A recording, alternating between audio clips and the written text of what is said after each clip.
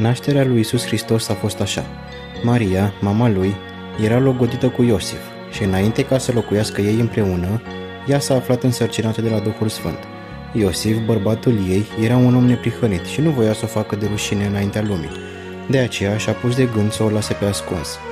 Dar pe când se gândea el la aceste lucruri, i s-a arătat în vis un înger al Domnului și i-a zis: Iosife, fiul lui David, nu te teme să iei la tine pe Maria, nevasta ta, căci ce s-a zămislit în ea este la Duhul Sfânt.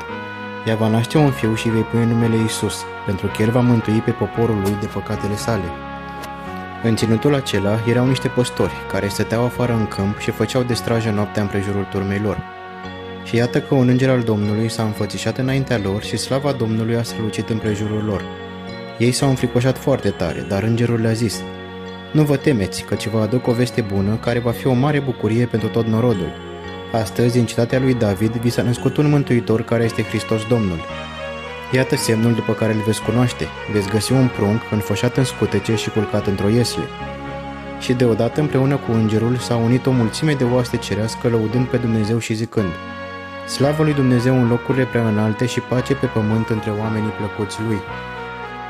După ce s-a născut Iisus, în Betleemul din Iudeea, în zilele împăratului Irod, iată că au venit niște magi din răsărit la Ierusalim și au întrebat: Unde este împăratul de curând născut al iudeilor, fiindcă i-am văzut steaua în răsărit și am venit să ne închinăm lui. Nașterea Domnului Iisus Hristos a fost unul din cele mai mari evenimente din istoria omenirii. În Biblie nu se precizează exact data nașterii Domnului Iisus, însă Duhul Sfânt lasă niște repere și indicații pentru cei care doresc să aprofundeze acest subiect. Nașterea Domnului Iisus este motivul unei mari bucurii, pentru că cel născut în iesle este Fiul lui Dumnezeu, Mesia cel promis, Mântuitorul lumii. În cronologia evenimentelor vedem că vestea bună a nașterii Mântuitorului nu este adusă preoților și învățaților de la templu, ci unor păstori care vegheau asupra turmelor. Nici măcar împăratul Irod nu primește această veste, ci niște magi din răsărit, recunoscând semnul stelei, pornesc să-i se închine împăratului de curând născut al iudeilor. Vedem că gloria venirii pe pământ a Domnului Iisus le este descoperită unor oameni umili, simpli, unor păstori care își făceau conștiincios datoria veghind asupra turmelor, dar și unor înțelepți care locuiau departe de poporul evreu, oameni care studiau stelele și cărțile profetice. Poporului evreu îi fusese promis că va primi un mântuitor în persoana Domnului Iisus, dar aceștia, în frunte cu conducătorii religioși, s-au îndepărtat de Dumnezeu, s-au închinat idolilor și nu au mai slujit Dumnezeului celui viu. Deși cu gura lor îl vesteau pe Dumnezeu, inima lor era departe de Dumnezeu.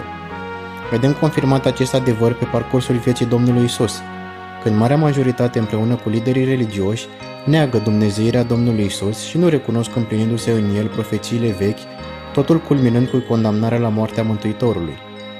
Deși paradoxal, el s-a născut ca să moară și prin moartea lui, toți cei ce cred în jertfa sa să primească viață. Viața și lucrarea Domnului Iisus aveau să aducă glorie lui Dumnezeu în cerurile prea înalte și pace pe pământ între oamenii care trăiesc o viață plăcută înaintea lui Dumnezeu.